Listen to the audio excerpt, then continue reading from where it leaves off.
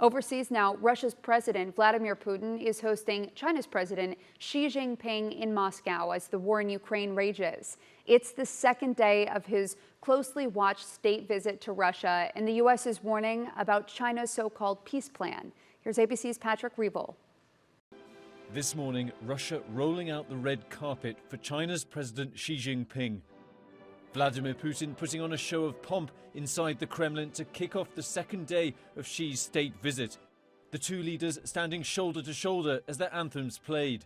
The trip is Xi's first to Moscow since Russia invaded Ukraine.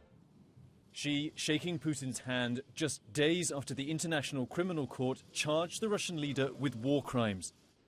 The two holding informal talks for over 4 hours Monday night, a major boost for Putin as his forces struggle in Ukraine. But as Xi and Putin met, Ukraine last night mounting drone strikes inside occupied Crimea. Ukrainian officials claiming to have destroyed a stock of Russian cruise missiles. Xi has flown to Moscow with the so-called peace proposal to end the war, one that supports Russia's narrative of the conflict. Putin telling Xi on Monday he respects China's proposal and that the two will discuss it.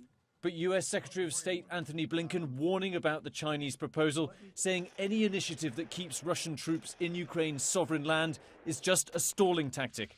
Calling for a ceasefire that does not include the removal of Russian forces from Ukrainian territory would effectively be supporting the ratification of Russian conquest. There are reports President Xi may call Ukraine's President Zelensky following his trip to Moscow, but in reality, China doesn't have a detailed plan for ending the war. Experts say the proposal is more about giving Vladimir Putin diplomatic cover and letting Xi present himself as a peacemaker.